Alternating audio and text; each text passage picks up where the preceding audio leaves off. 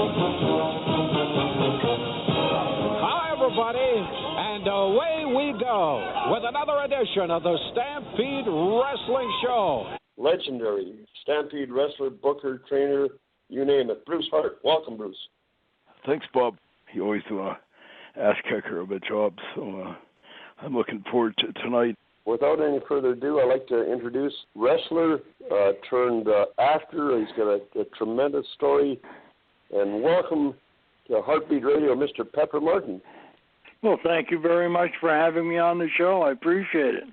I sort of feel like I know you. I haven't officially met you, but I've known so many of your old cronies, you know, from the Hamilton area, the factory. And that was kind of like the place. I remember my dad had all those the Bull Johnsons and the Reggie Loves and the John Quinns and the Tolis brothers and the Vic Rosatanis and Skull Murphys and the Jerry Londons and later on Rocky Johnson, some of those guys. So back in the days of the so-called territories, you seem to have hit some of the big ones like San Francisco and Tulsa and Portland. I'm told that you sort of got your start in Hamilton. Is it Wentworth's gym or something like that? No, Jack Wentworth came a few years after I got started in the business. The big trainer in those days was a man by the name of Val Spittles. And he was the one that trained the Tolis brothers, Billy Red Lyons, Mike and Ben Sharp, Johnny Evans. He's the one that went on to become one of the, with Swayze. Reggie Love. Right. Was he one of the Love brothers? Yes. And Hamilton, some big stars developed out of Hamilton, went on to become big names in pro wrestling. Oh yeah, I remember like Mike and Ben Sharp. They're probably a little bit older than you. Those guys. Yes. Were. Yes. I remember hearing your name from maybe some of the guys that were up here. Old Rocky Johnson was another one that was kind of. Rocky Johnson. I think Wilbur Watson sent him up to my dad back in maybe '66, somewhere in that. I think his real name was Wade Bowles or something like that, but. Pretty nice guy. I think he did the Soul Man thing. Maybe when he went down to Frisco with you guys, he was down with. That's where he got his big break. Was in San Francisco, and he got over very, very well with the public. I heard you had worked also. Did a stint with the Bear Man and the Midgets and all like that. I remember my dad would bring the old Dave Dubois. Well, that's what the first time I ever went on the road. Was with Dave Dubois. He had a bear, and Victor he was called, and he had two midgets and two big guys, and they would work all the small towns in northern Ontario. I remember when I was a kid, Pepper, my dad had the I was maybe 10 years old or less. Dave Dubois had the damn bear hibernating or staying in my dad's basement, and I remember we used to go around there and torment it. You know, it was in his cage or whatever the hell, and but it was just sort of part of the growing up in the wrestling business. The bear was sleeping down there, and I'm not sure where Dave was at the time, and I think Sky Lolo and Little Beaver were around, and just sort of normal part of growing up in the wrestling business with midgets and bears, and I think there was a couple of lady wrestlers that may have been part of it too then, and but yeah, that was quite a factory of guys coming out of there. Was old Stan Stasiak around in those days? Or?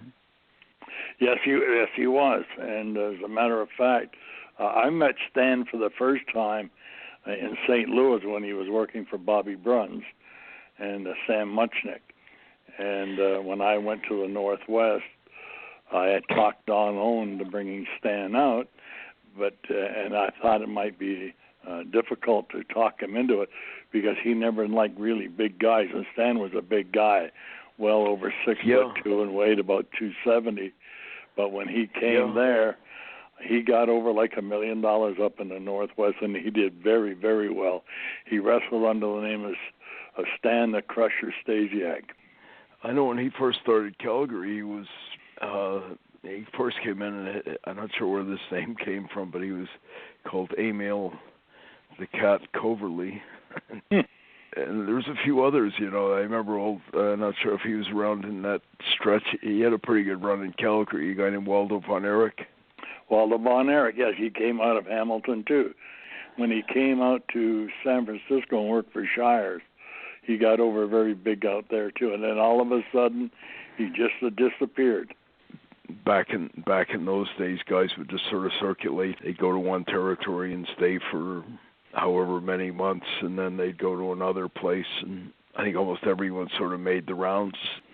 Well, you stayed in a territory for 3-4 months, and then when things dried up, and unless you were on top, if you were on top in main events, you stayed longer. As long as you were drawing money, the promoter wanted you to stay. Maybe down in the future, that maybe territories will come back. Who knows?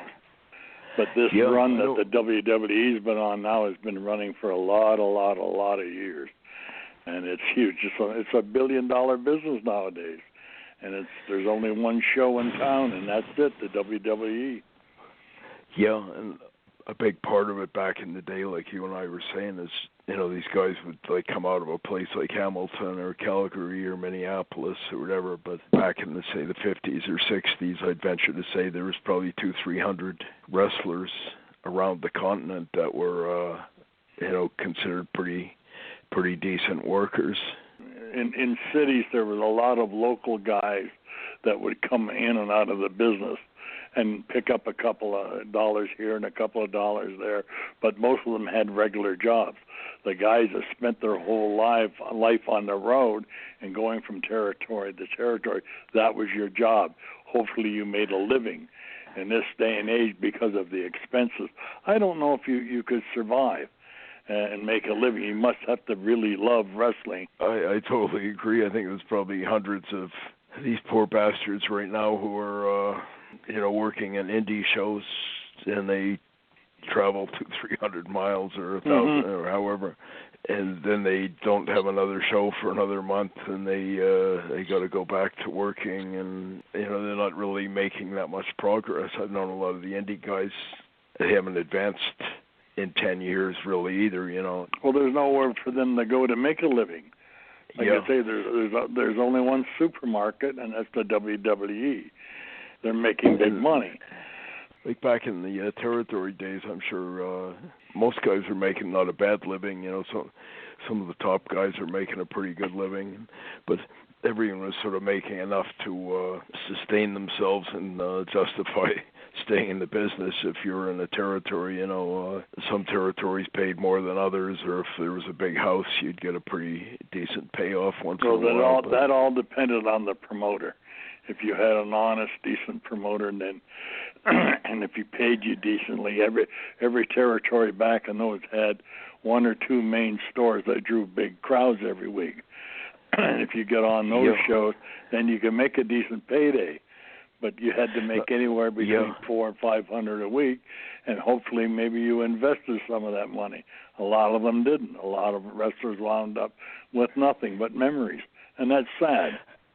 Yeah, I know. Like even back then, all the boys used to talk, and they talk about the payoffs were better in this territory than that. There's a few places I ever. Most of the poor bastards that were working for, say, Nick Goulas were always complaining. I remember we got a lot of the guys from Tennessee would be coming up and saying that the payoffs were pretty lean down there, but you still had to pay the guys half decent or nobody would work for you. That's exactly right. That's exactly right. If you worked in Memphis,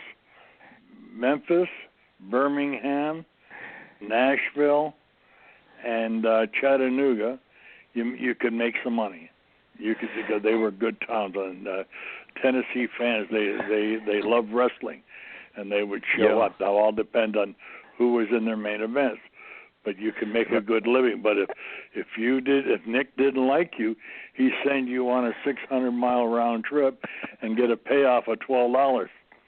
And that was your way of getting your notice and saying, we don't want you here. I know We used to get a lot of guys, Pepper, from Leroy's territory coming up, and like our road trips were pretty long up here in Western Canada, but I heard that was the worst. The Oklahoma, Louisiana, that whole. I never the guys coming up.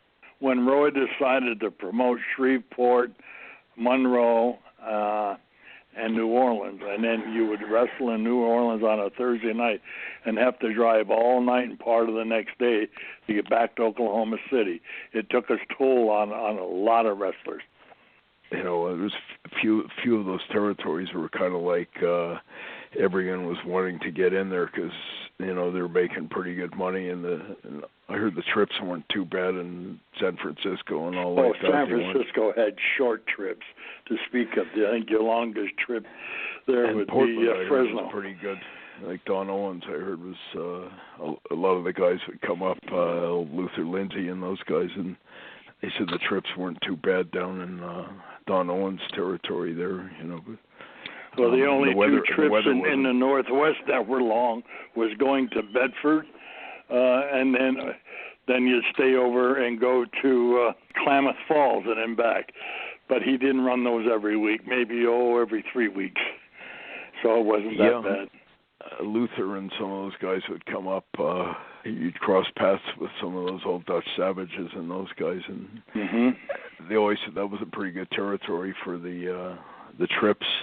Payoffs weren't too bad at least the top end, you know. And, well, if you worked for Harry Elliott, because he used to get his boys from Dawn, they had what they called a loop, and I would never go on that. That was a long week. And there was a friend of mine that wrestled under the name of Al Sharif. He got over very well up there on Harry's Loop, and he and I had become personal friends. And I had been in the territory maybe 2.5 years. I never worked the Loop. And he asked me one day, "How come you don't come on the Loop ever?" I said, "Look at the trips. I'm not interested. I won't go there." And anyway, I ended up going by making a deal with Harry Elliott, and we sold out the 3 houses, and I can't remember where you wound up on a Saturday night. It was somewhere over in Idaho, and then you had to go from Idaho, drive all the way back to Portland. And I didn't do that trip too often. I think maybe 3 or 4 times. That was it in the 4 years that I spent there. When did you finally settle in the California area? I was told that you hooked up with old Woody Strode. Oh, Woody Strode, yes. My dad kind of broke him into the wrestling business. He had an old black guy named Sealy Samara who was kind of had been a star back in the day, and he kind of broke old Woody in, and then Woody ended up getting into the movies. Woody had done pictures all through back in the 30s when he was in college. Then he went in World War II when he came back, and he never had a job, always worked in and out of the picture business. That I had met him back in New York, and when I came out here and worked for Shires, he and I had become good friends, and Shires sent me down to Los Angeles to work with Billy Varga. And then that night, Woody and I went up one side of Sunset Boulevard and down the other, met a lot of people, and then I came down here to work as a wrestler. And Woody introduced me to so many people, never dreaming that one day that I would come here and stay permanently. That's how I got started in the business. That's a big story at the beginning of the book when it's called, I think I call it my Hollywood years. Pepper was pretty tough to get what they called a green card, you know. I never had a problem getting a green card because I'd been in the United States wrestling for so many years, and it was Don Owen that sponsored me. And in those days, it didn't take that long, just a few months, I think 3 months, and I had my green card. Who were the promoters when you started in L.A.? I know Shires was in Frisco. Was that? Yeah. Well, he took the was territory. That Mike Lebell or? No, Los Angeles back in 1962, which is obviously many years ago, was Cal Eaton. And when Cal died, Mike took over because his mother, Eileen, she promoted boxing. And in those days, she was the only woman boxing promoter in America. And as they say, the rest is history. Mike made a go of it. And, of course, he had a lot of help. They had Jules Strombo, who was in the office, and Charlie Moto. Camp, and Charlie Moto. And there was a lot of guys in the office there, but they made a go of it. And of course, everybody wanted to come to Los Angeles for the winter. The Frisco and the L.A. offices, did they work together much? It didn't seem like there was much kind of, it didn't seem like they were working closely together. No, Roy had his own territory, and then you had Southern California. That was their own territory. But every once in a while, Roy, I don't think he ever brought anybody up unless they were a big name. But Mike Lebell would once in a while bring wrestlers down. Ray Stevens would come down. Wilbur Snyder would come down. But just, for 2 or 3 days and then go right back up because Roy had them booked. That was another territory everybody wanted to go to because when Roy took it over, they started selling out the Cow Palace every show. And in those days, a sellout at the Cow Palace was $64,000. That was a lot of money in those days. Oh, hell yeah. So everybody made money. And they had Did big you know houses his predecessor, Pepper, old Joe Malkowicz and that bunch? That's right. Well, he offered a deal for Malkowicz, and Malkowicz wouldn't go for it. So Roy just steamrolled him right out of the territory and took it over. Old Ray Stevens and Pat were kind of like two of the. They were the big stars for many, many, many years. Many, many years. They were the two best workers in the business, and I would even go far as say at that time for 20 years in the world. There was no one any better in the business with these two guys. They understood. They were craftsmen. They were the best. The absolute best. I'm not sure if there's enough of those guys in the business today, or maybe the business isn't such that it allows or invites those types of people today. I don't know. There's it doesn't. I can give you the reason why it doesn't exist. You're looking at the WWE, which is a brand, and these guys are all superstars. And Vince does not want a headline of any negative kind. So these guys, if they would get a negative kind, headline out there, they would be gone. They would be gone. I mean, he'd fire them because there's too much money involved in this day and age.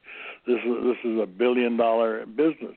It's not like a territory where, a guy on top, if he was in main event, might make $1,500, $2,000 a week.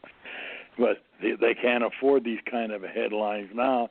100,000 people in Dallas, Texas at WrestleMania. Can you imagine if there was a big barroom brawl the night before or the week before that happened? There's too much involved. It's an image. Yeah. I watched Hollywood change. It's an image business. You come to Hollywood, it's an image. It's a perception. I think in professional wrestling, again, it's a perception. How do people see you? When you go to these reunions in Las Vegas, the fans come. They have a perception, and you must live up to that perception. You can't burst their bubble. So that's how the business evolved. Those Johnny Valentine guys, or the Dr. Jerry Grahams, or the Buddy Rogers types, they're always up to some kind of mischief or some kind of practical jokes or shit on the road, and that seemed to be Johnny Valentine was a wild man. But there was a part of him that was very sensitive. In my book, Shrapnel of the Soul and Redemption, I tell a couple of stories about John and I taking a trip together and the ribs that he used to pull. And the ribs that he pulled, it cost wrestlers money sometimes. But he didn't care. But that was Johnny Valentine. What were some of the highlights or the things that you remember most fondly about your career and some of the people you knew? Well, the highlight of my career was meeting Woody Strode and the people he introduced me to. here in Los Angeles. John Ford, Lee Marvin, John Wayne. These were people that I admired as a kid. And like I say, the book is full of stories of these stories. And the wrestlers hung out with Johnny Valentine, and he and I had become good friends. He never ever pulled a rib on me. Dick the Bruiser, Wilbur Snyder, Jim Barnett I liked a lot. He was one of the fairest payoff men in the business. Back in those days, I was in Indianapolis. Was that Johnny Doyle in that bunch? Or? Yeah, Dick the Bruiser was his big star, Cowboy Bob Ellis, and then later on he brought in Wilbur Snyder. I was just a kid in there, and Email and Dupre and I were preliminary boys. And after, I think, the second week I was in the territory, because in those days you got paid every night in cash, I counted the money in my hotel room, and it was over $1,200, and I've never seen that kind of money in my life. And I threw it all up in the air and watched it float down on the bed. And when was that, in the early 60s, Pepper? That would be, in the early 60s. When I look back now, for back then. As Pat Patterson and I were discussing the other day, at our age now, as he said, Pepper, do you realize they're all dead? There's only a handful of us left. That was an era that, that's history. That's the history of professional wrestling, and I feel proud that I was a part of it. Met some great people. And it's when Mike Mazurki started the Cauliflower Alley Club, he hoped that it would evolve to what it is today. And I think he would be very proud of the Cauliflower Alley Club, because these old-timers get together, and some of them, you don't see them for 40, some of them 50 years. And you shake their hand, it brings back the memories. And I think it's a wonderful thing. I've got a young man from Edmonton, Alberta, and he wanted to ask you a couple of questions. This is a friend of Bruce and myself. He was involved with the wrestling and as a wrestling manager, and now he's in the acting business, First Nations guy, and I'm going to put him on the air, and he had a couple of questions to ask you. Len Phillips, this is the great Pepper Martin. Oh, it's a pleasure. It's a pleasure to be talking with you, Pepper. I'm an upcoming actor myself. I'm out of Canada. I've been in a few movies here, and I just wanted to ask you any more advice that you could give me for me to keep pursuing my dream. Yes. I give seminars on this to young people, and for that matter, older people. The thing to keep in mind, Hollywood, it's when people come to Hollywood, this is the major leagues. It doesn't get any bigger. Hollywood is Hollywood. And a lot of people come here and they're not prepared. They don't have a background. And wrestlers already have foundations, if they would only realize that, because they understand. They're not afraid, to work in front of people, live people. And the big thing that I would suggest is get a background in theater. Anytime you could do theater, I don't care if it's just an equity waiver show, keep acting. Actors act. Plumbers do plumbing. You've got to keep acting. You can't lay off. There's a craft to learn, and the only way to learn that craft is by acting.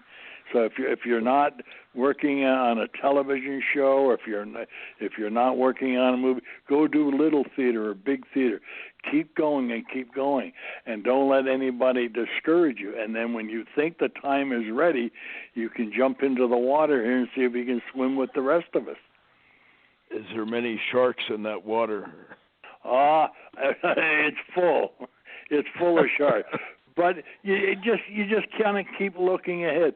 Again, there's a craft to learn and a technique. You got to find a good drama coach and learn what it means to be an actor. Learn how to break down a script. Learn how to put it back together. There's a way to learn lines, and once you discover the way to learn lines, and then it gets easier and easier. I never, for whatever reason, for me, I never found the actual acting hard. I found it easy because I was very super sensitive because of my background. But I had to learn a way to learn a technique. And I learned that through osmosis, and eventually I began to study acting. There is a craft to learn. And I learned that craft eventually when I went into theater, and that's when I fell in love with theater, because it's wrestling all over again. A very good analogy. Professional wrestling and acting and the business is the same. Back in our day and probably your day, it was all improv.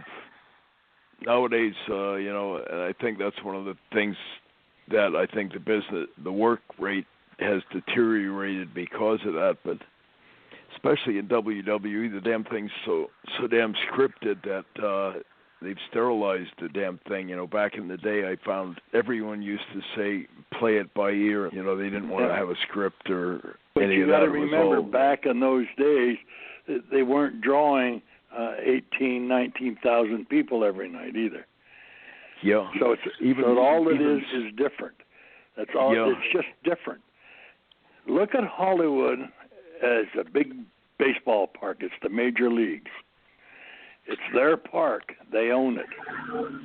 It's their uniforms. Oh, yeah, when in Rome, do as the Romans do. And it's and listen, this is very important. It's those rules that they play by. If you think you're going to come in here and change the rules, they'll give you a shot. They'll let you give you a tryout. But if you come in and don't like what they're doing, you'll find yourself on the outside and you'll never get another shot. No. Think about that. I think that's in any business, if you come into, Hollywood. I'm saying it because to relate to what you were just saying about the WWE, you're talking about, being a $100 million production and you want to change the rules of how to do it. No, I don't think, it goes without saying if you're walking in with Steven Spielberg and he tells you to, stand on your head, you do that. That's exactly right. I just got your book here, Shrapnel of the Soul and Redemption, and it's really great reading. Can you tell Len and Bruce and myself maybe a few memorable experiences down in your acting end of your career? I can tell you one interesting one is with Dean Martin. When I was cast in that picture, there was a big fight scene that I had to do with Dean and I, and the day we came to do it, his stunt double came in, and he was also an expert karate man. And I said, "What do you want to do?" And we lined it to, choreograph. He choreographed it, and I said, "What if you backdrop me on top of this table, and I'll bounce off the table, then you hit me, and I'll go in the chair and go over backwards. It'll look funny." And anyway, he said, "That's great, Pepper. Let's do it." So went to the director. We walked through it, and the director says, "Good. Let's do it." And we did it all in one take. And they said, "Cut." That's the print.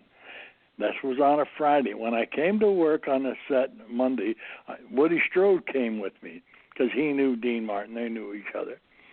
And the director came up to me and he said, "Pepper, Dean, we'd like to reshoot that fight scene that you had with Dean's double. Dean wants to do it with you. We saw the dailies and it looks so good. Dean said you could do it. How do you feel about that?" I said, "Well, I don't know. That's pretty athletic. Pepper, he's a great athlete." I said, "Why? What has he done?" He said, "He's a golfer." And I kind of laughed, but I didn't say anything. I thought, "A golfer, okay." Anyway, I went and Dean and I started walking through it. I said, "Now, when you feel your hands on your back, just put your hands on your thighs and stand up. You don't have to do anything. Just stand up straight and leave the rest to me." We must have tried that move a half a dozen times. He couldn't get it into his head to stand up. When I put my hands there, he sat down. And finally, I said, "Dean, you got to stand up." Anyway, making a long story short, eventually we got the scene But as we went through this backdrop, he walked out from underneath me, and I hit the side of my back on the table. We finished the scene. I'm laying on the floor, and the director yelled, "Cut, print." And it was good enough that the crew started applauding, and that's a nice medal to get from a movie crew. But I couldn't move. And Woody came on the set, and he bent over and he said, "Pepper, I know you can't move. Get up." I said, "I can't move." He said, "Well, here, I'll help you." And he helped me, and anyway, they had opened up the what they call the elephant doors on the sound stage, and we were sitting there, and I was in a lot of pain. The director come over and thanked me, and he said, "Pepper, you're hurt." And I said, "Yes." "What do you want?" "Let me get you a drink." And he went and got me a big slug of scotch, and Dean come out with two of the most beautiful creatures you've ever seen in your life. And he looked at me and he said, "Hey, Pally, that was very good. We'll do it again," because we still had another fight. No, we won't. I said, "We'll use your double next time." And he just looked at me, waved, and left. And that by the way, that story's in the book. You'll read about it. You ended up hurting your back pretty bad on that, Pepper? Yes. Yeah. A lot of actors, they think they're athletic, and they're not. As you know, to be a professional wrestler, it takes you years. There's a craft to learn to be a wrestler. Oh, yeah, it's like... and I took a lot of those moves. My dad used to say, a lot of the workers are thinking they're shooters. That's exactly right. It's called showbiz. It's how can I put this? It's a painful profession. Yes. There's a lot of pain involved. Now, what is your endurance factor? Because they come here literally, actors come to Hollywood by the thousands each month. Mm-hmm. And it's all in who you know. And there's also a catch-22 here. You can't get the job unless you're a member of the Screen Actors Guild. Well, you can't be a member of the Screen Actors Guild unless you have a job. So it's a catch-22. So a lot of it has to do with who you know. And getting an agent is very, very difficult because they'll say to you, and you might have already heard it, "What have you done?" That's the big thing. What have you done? Well, in your case, you've done some things. So, right. And then they try to catch you on this one. Do you have any film on yourself? In your case, you can say, "Yes, I do." So you come up, you'll have your nice reel for your presentation, and they'll have a look at it, and if there's any interest, they'll want to talk to you.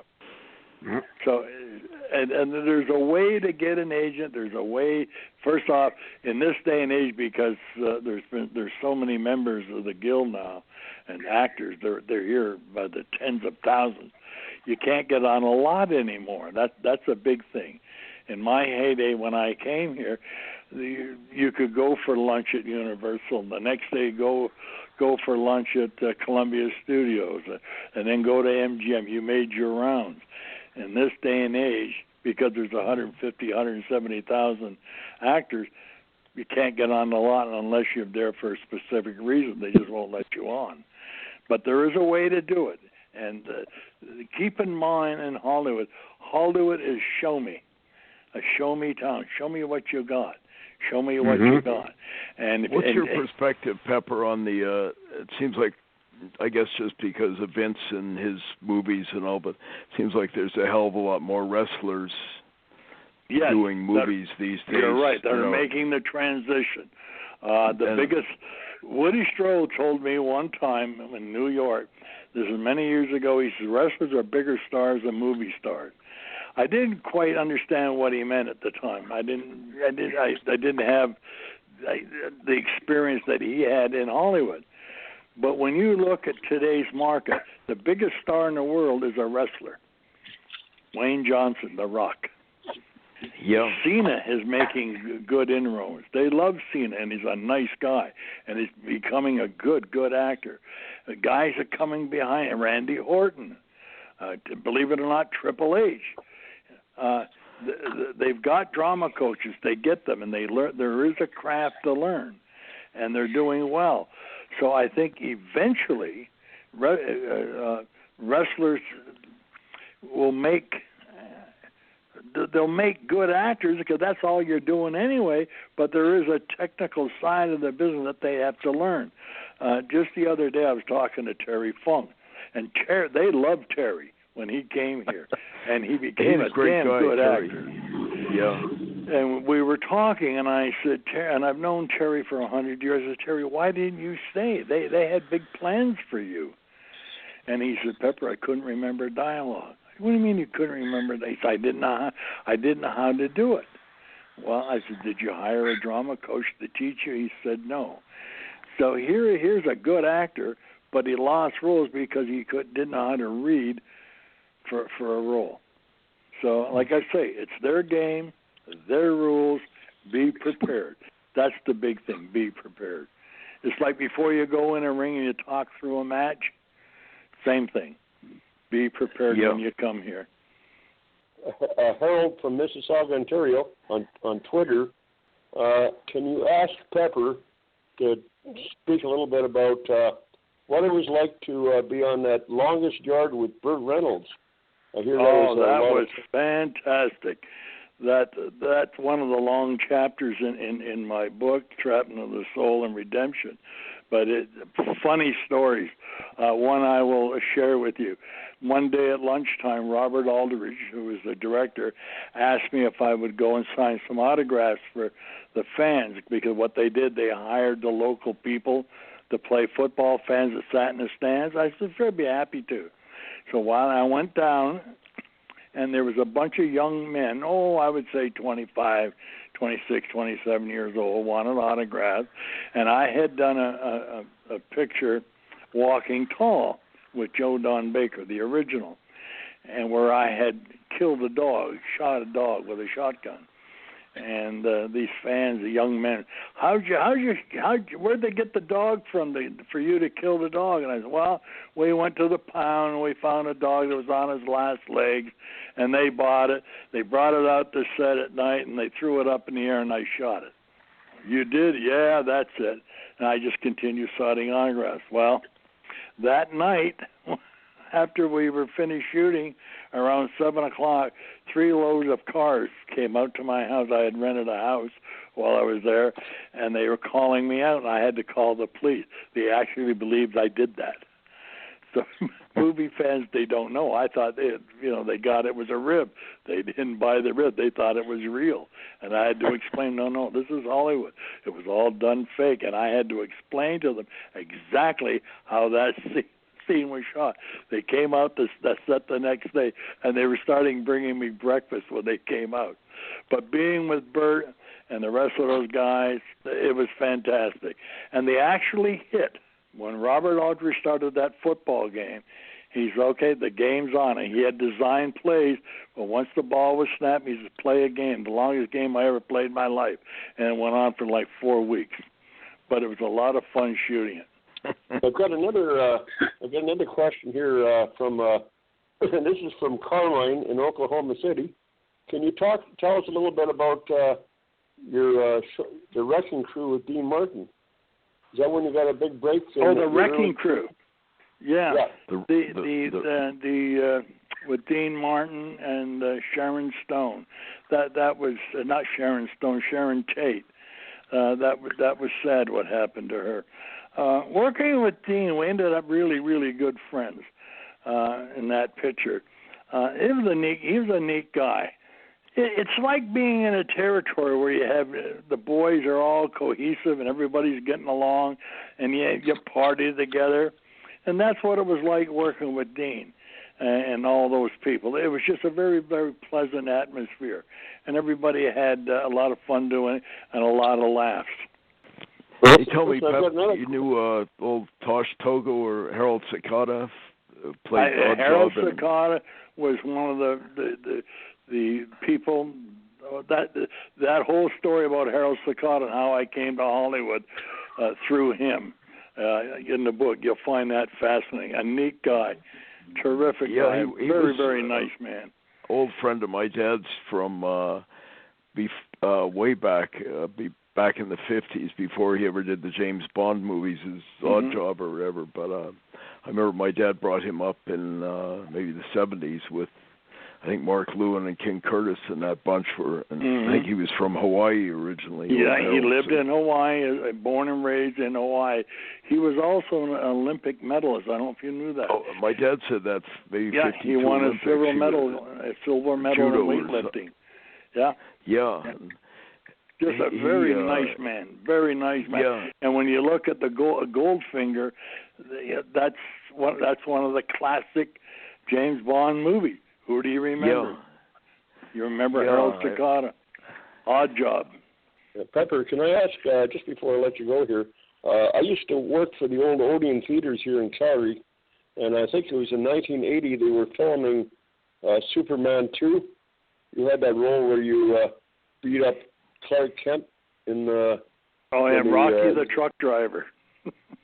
Of all the Superman movies that have been done, Superman 2, for reasons who knows, it became the classic of all the Superman movies. As a matter of fact, it's been playing here in Los Angeles on TBS or TNT for every week now for the last month or so, and it's been on HBO. That was a lot of fun. We shot that in London, England, at Pinewood Studios. That's a long chapter in the book. You'll enjoy reading about that and how that all came about and the problems we had shooting that scene. And but yeah, that was a lot of fun. I know they had. I think they filmed part of it in Calgary as well. There was a scene where yes, there's a lot of scenes in the just outside of town. If you just tell us one more time the name of your book, Pepper, and where people can maybe get a hold of it. Yeah. The book is called Shrapnel of the Soul and Redemption. In fact, the publisher called me this morning and said, "Congratulations, Pepper, the book got a 5-star rating." So I'm very proud of that. And it can be get it through Amazon.com. And if you want to read or find out other places, just put into the computer Pepper Martin and Penny Lane, Pepper's book. And there's all kinds of different places where they can get it. Barnes & Noble and Amazon.com.